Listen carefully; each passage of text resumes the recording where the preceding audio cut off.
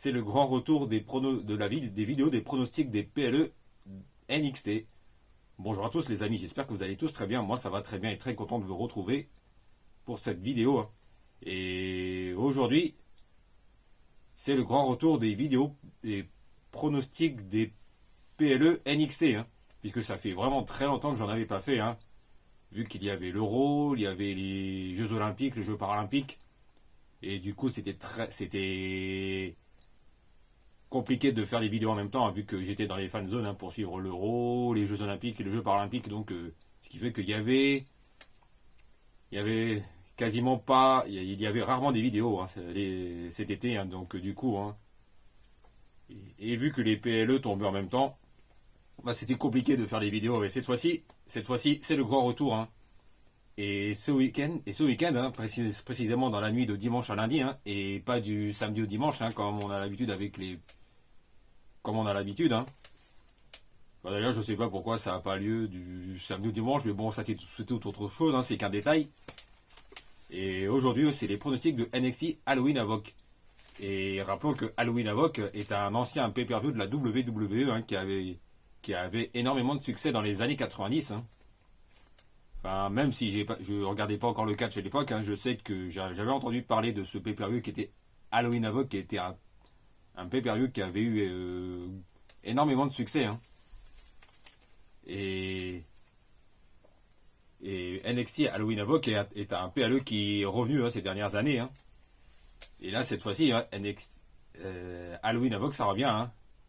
Et qui est désormais un PLE consacré au roster de NXT. Et alors, au jour de la vidéo, il y a 5 matchs sur la carte. Comme on a l'habitude désormais, avec tous les PLE, avec qui ont des matchs à 5 cartes maximum. Et juste avant de démarrer, n'hésite pas à t'abonner et cliquer sur la petite cloche pour être informé de la sortie des prochaines vidéos, car ça aide beaucoup à faire grandir la chaîne et ça aide beaucoup pour les référencements, les amis. Et aussi, n'hésite pas à me suivre sur mes réseaux sociaux, Facebook, Instagram, YouTube, X, alias Twitter. Et cette fois-ci, c'est parti, ça démarre. Et à l'heure où je tourne cette vidéo, on est mercredi matin, il est presque 9h du matin. Et à l'heure où je tourne cette vidéo, il y a des matchs qui se sont rajoutés cette nuit lors du dernier épisode de NXT. Et il y a, à l'heure où je tourne, 5 matchs sur la carte comme d'habitude. Et on va démarrer par le match de l'ambulance qui s'est rajouté entre André Chase, un membre de Chase U, et Ridgeland. Et comme vous savez sans doute, Ridgeland s'est plus ou moins rejoint temporairement au clan de Chase University. Et il me semble qu'il est, je sais plus s'il était en équipe, il me semble qu'il était en équipe avec André Chase. C'était lors du dernier PLE NXT No Mercy. C'était face à, il me semble que c'était pour les titres par équipe de NXT face à, je sais pas, c'est Axiom et Nathan Fraser qui sont actuellement les champions par équipe NXT, si je ne dis pas de bêtises.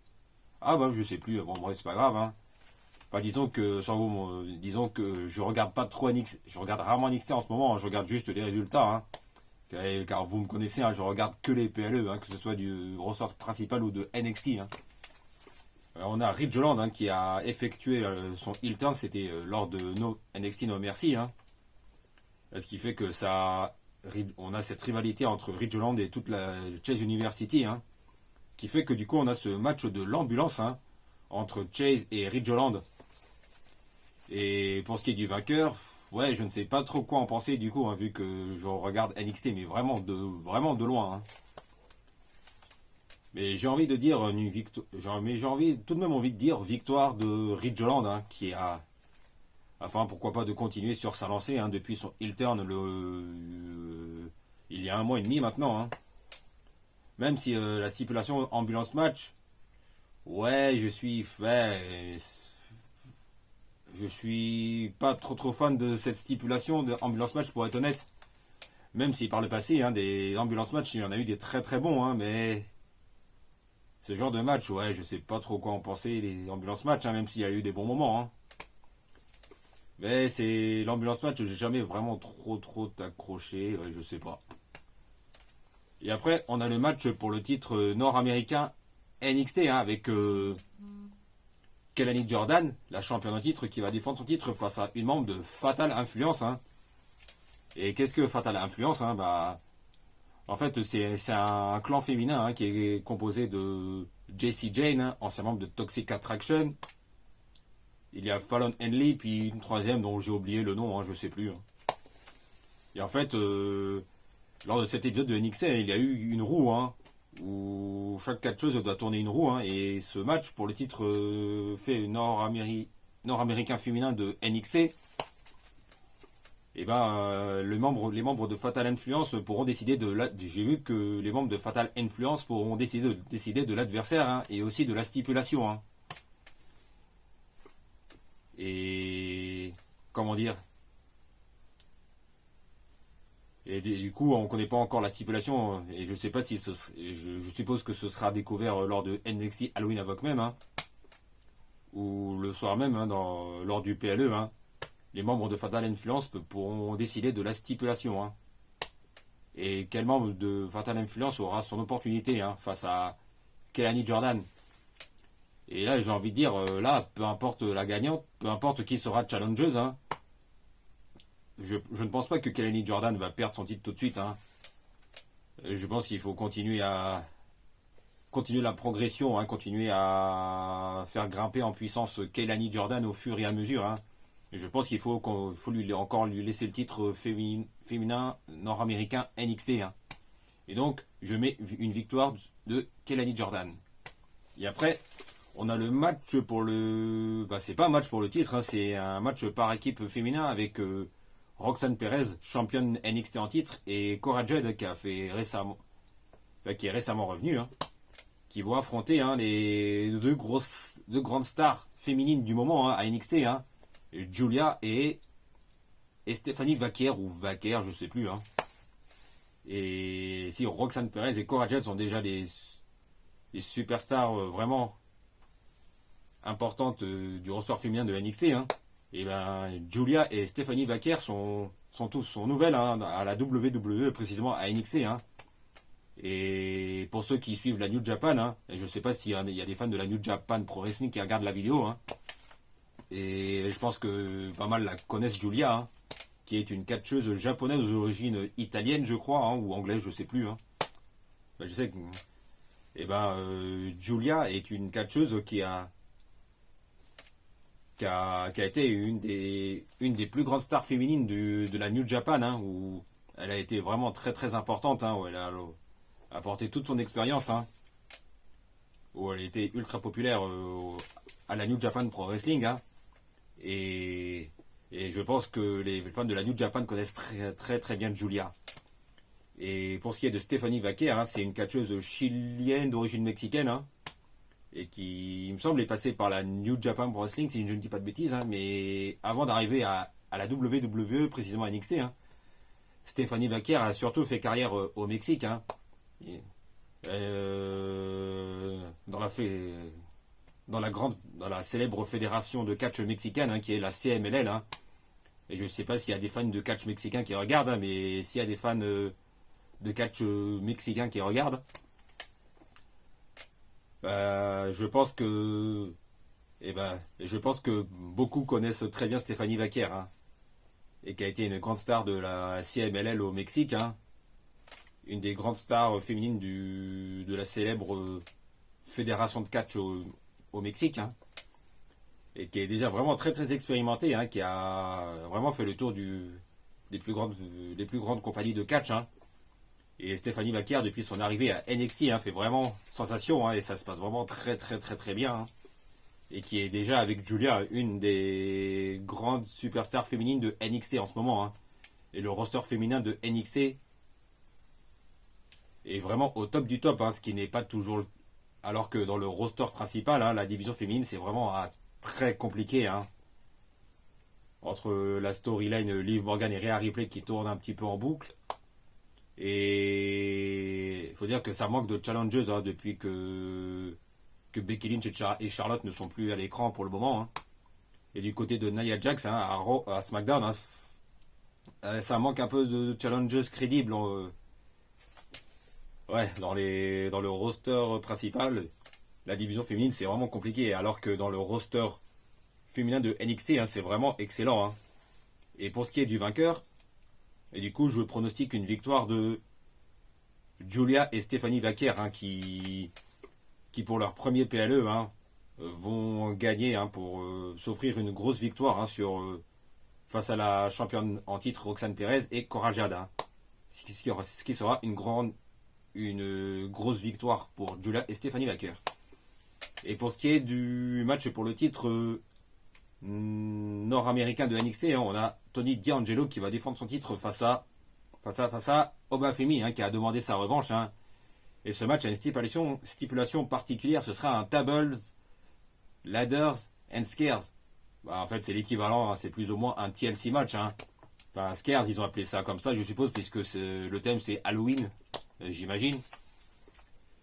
Et ça me semble logique de voir Obafemi avoir son match revanche. Même si on sait tous que Obafemi ne remportera pas le titre, ne regagnera pas le titre nord-américain. Même si ça peut être le match d'Angelo Obafemi sera vraiment très très bon, je n'en doute pas. Et en plus, l'objectif d'Obafemi, ce sera le titre NXT. Et pour ça, on en reparlera un petit peu plus tard. Et c'est pourquoi je vais pronostiquer une victoire de Tony D'Angelo, afin de continuer à le faire encore progresser. En tant que champion nord-américain, donc je vais pronostiquer une victoire de Tony D'Angelo. Et après, on passe au main event, ce qui sera probablement le main event, avec Trick Williams, qui a regagné le titre de champion NXT, qui est redevenu champion NXT récemment, et qui va de nouveau défendre son titre face à Ethan Page. Alors, en fait, pour être honnête avec vous, je ne m'attendais pas à ce que Ethan Page soit le challenger à nouveau. Mais je dois avouer que c'est vraiment une très très belle surprise, car Ethan Page, depuis qu'il est arrivé à NXT, fait vraiment du très très bon taf. Et il a la confiance des officiels, etc. etc. Et même si Ethan Page ne regagnera pas le titre NXT ce week-end, la revanche entre Trick Williams et Ethan Page pour le titre NXT sera vraiment excellent. Et ça, on peut le dire. Et on connaît les qualités in-ring de Trick Williams. Ça reste toujours excellent sur le ring. Même si à un moment, j'avoue qu'il y a quelques semaines, j'aurais pensé à Wesley Challenger. Mais bon, j'avoue que Ethan Page, c'est une très très belle surprise aussi. Et j'ai très très hâte de voir ce match. Et ce match qui s'annonce vraiment énorme. Et je vais pronostiquer une victoire de Trick Williams, Whoop That Trick, qui restera champion NXT ce week-end. Et pour ce qui est...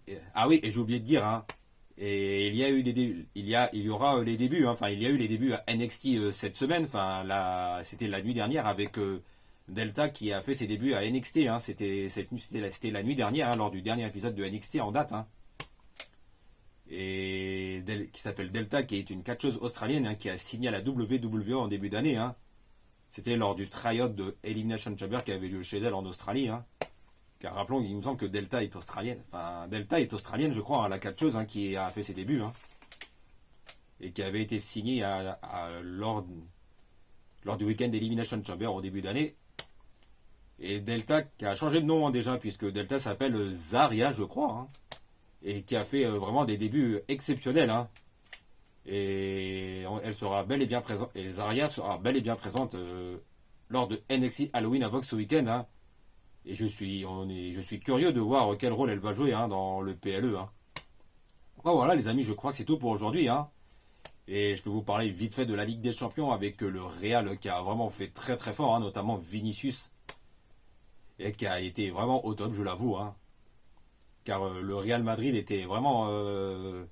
c'était vraiment mal engagé hier soir pour le Real Madrid face au Borussia Dortmund. Mais au final, Vinicius Junior a été le héros du match. Et qui a offert la victoire au Real Madrid face au Borussia Dortmund hier soir lors de la 3e journée de la Ligue des Champions. Voilà, je crois que c'est tout pour aujourd'hui. N'hésitez pas à vous abonner et cliquer sur la petite cloche pour être informé de la sortie des prochaines vidéos. Et n'oubliez pas les amis, on se retrouve très vite pour le résumé de NXT Halloween Havoc qui arrivera probablement mardi. Puisque lundi, il y a la cérémonie du Ballon d'Or. Et vous me connaissez, en tant que grand fan de football, je vais toujours sur Paris pour apercevoir les joueurs, pour apercevoir les meilleurs joueurs du monde, près du théâtre du Châtelet à Paris. Et du coup, la vidéo arrivera probablement, résumé de NXT Halloween Havoc, ça arrivera probablement mardi dans la journée. Et on se retrouve très vite. On se retrouve très très vite.